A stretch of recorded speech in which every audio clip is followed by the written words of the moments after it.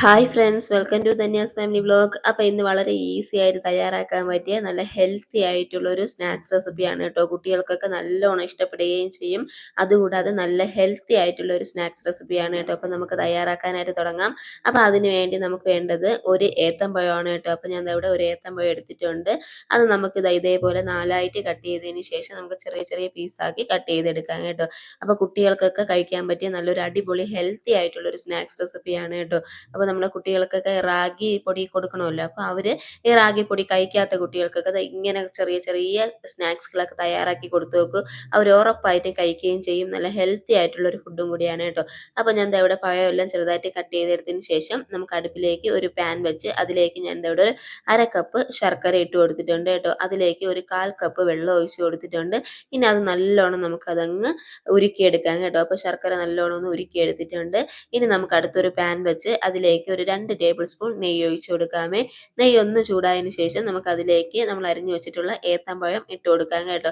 അത് നമുക്ക് നല്ലോണം അങ്ങ് വഴറ്റിയെടുക്കാമേ. നല്ല ഈസി ആയിട്ട് ചെയ്യാൻ പറ്റിയ ഒരു റെസിപ്പിയാണ് കേട്ടോ. അപ്പോൾ ഏത്തമ്പഴം അത്യാവശ്യം ഒന്ന് ബ്രൗൺ ഷെയ്ഡായി വന്നിട്ടുണ്ട്. ആ സമയം നമുക്ക് ഇതിലേക്ക് ഒരു 1/4 കപ്പ് തേങ്ങ തിരകിയത് ആഡ് ചെയ്ത് കൊടുക്കാമേ.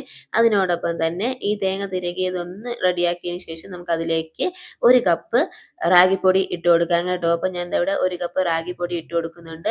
ഇനി നമുക്കത് നല്ലോണം അങ്ങ് മിക്സ് ചെയ്ത് കൊടുക്കാമേ. നല്ലോണം ഒന്ന് മിക്സ് ചെയ്തതിന് ശേഷം നമ്മൾ എടുത്തു വെച്ചിട്ടുള്ള ശർക്കര പാനി നമുക്ക് ഇതിലേക്ക് അങ്ങ് അരിച്ച് ഒഴിച്ചു കൊടുക്കാം കേട്ടോ. അപ്പോൾ ഫുള്ളായിട്ട് തന്നെ ഞാൻ ഇവിടെ ഒഴിച്ചു കൊടുക്കുന്നുണ്ട്.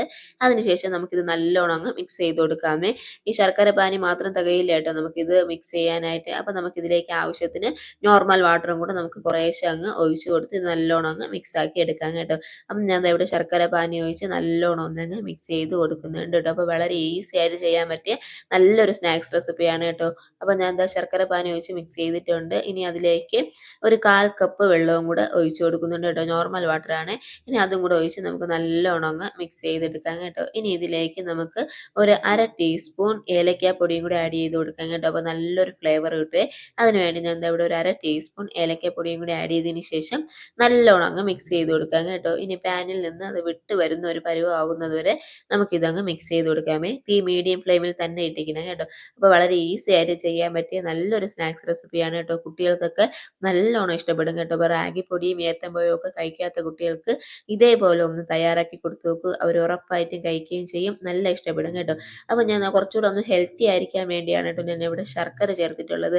ഇനി നിങ്ങൾക്ക് വേണമെങ്കിൽ പഞ്ചസാരയും ചേർക്കാം കേട്ടോ. അപ്പോൾ ശർക്കര ചേർത്തതാവുമ്പോൾ അത്യാവശ്യം എല്ലാവർക്കും കഴിക്കാൻ പറ്റിയ ഒന്നാണല്ലോ. അപ്പം കുറച്ചുകൂടെ ഒന്ന് ഹെൽത്തി ആയിരിക്കട്ടെ എന്ന് കരുതിയാണ് കേട്ടോ ഞാനിവിടെ ശർക്കര ആഡ് ചെയ്തിട്ടുള്ളത്.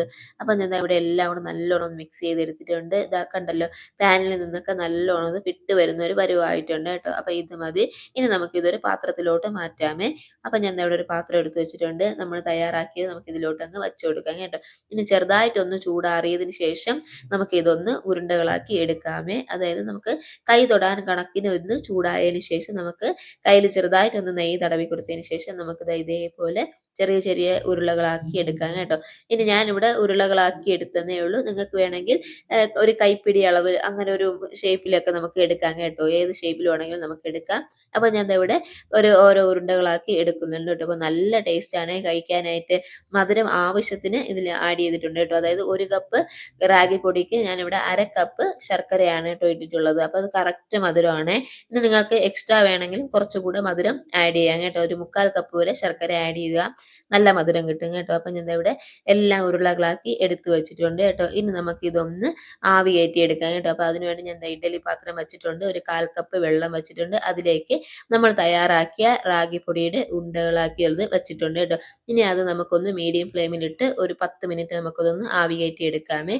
അപ്പോൾ എന്താ 10 മിനിറ്റ് ആവി കയറ്റിയതിന് ശേഷം കണ്ടല്ലോ, റെഡിയാക്കി എടുത്തിട്ടുണ്ട് കേട്ടോ. അപ്പം നല്ലൊരു അടിപൊളി ടേസ്റ്റി ആയിട്ടുള്ള ഒരു സ്നാക്സ് റെസിപ്പി ഇവിടെ റെഡി ആയിട്ടുണ്ട് കേട്ടോ.